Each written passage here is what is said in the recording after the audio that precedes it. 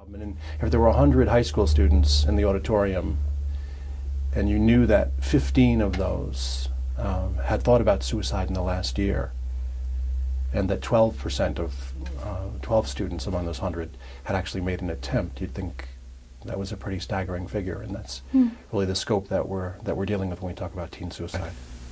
And what can you tell us about the most common warning signs? Most common warning signs.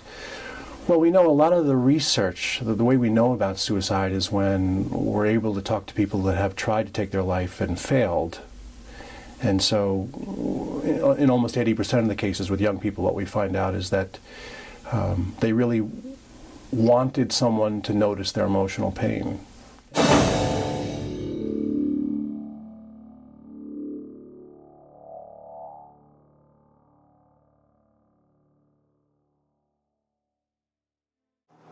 You want to believe that it's an isolated incident. After it happens, the abuser is often so sorry, and you want to believe that it's never going to happen again. Control away. Abuse is all about one person trying to have power and control over someone else. So when we go in as friends thinking that we're helping them and telling them what to do to get out of that situation, we're actually taking the place of that abuser, and because we're taking away that person's control.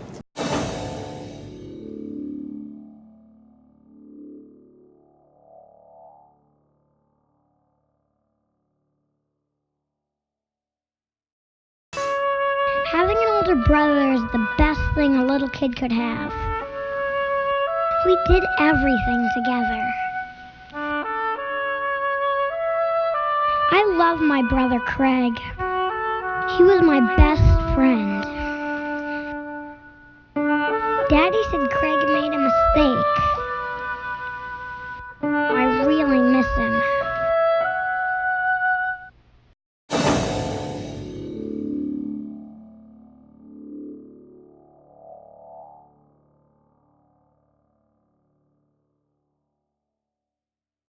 With my addiction, I did it because I had to do it. You know, I wake up and I had my routine, I did it, and it wasn't anything to look forward to, but that's just the way I did it. And it wasn't to feel good, it was to avoid the withdrawal. Yeah, because at the end I was like, How much were you snorting every day? Every day.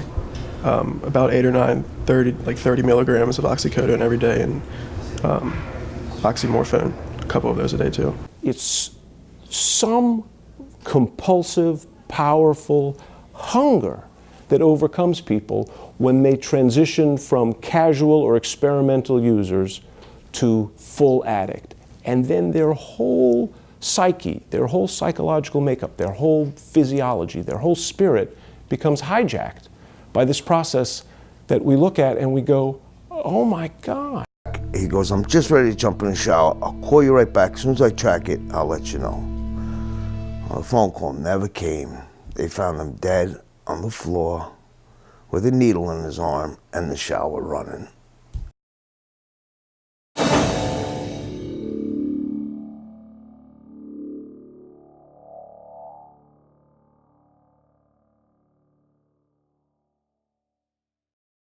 You have to be ready to commit to this because it's a full-time job, sobriety.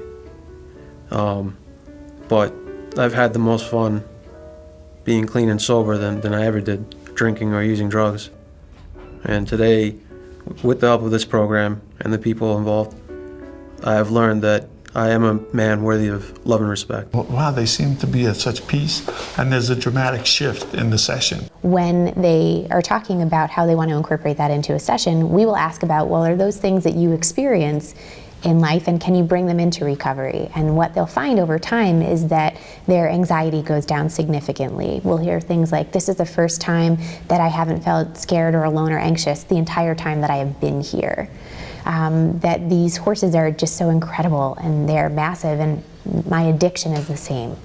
But when I work together as a team, I'm able to overcome that, and that's the same thing that I might feel in a 12-step program.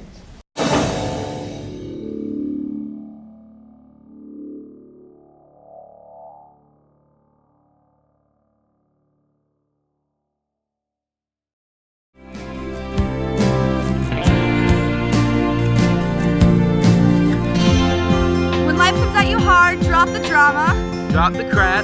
Drop the drugs. Drop your drawers. And just have fun.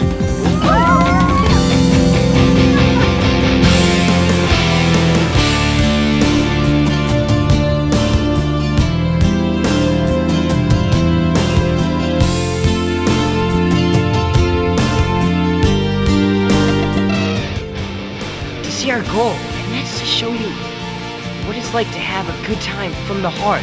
What it can do for you to have a high that's natural. What it's like to have fun.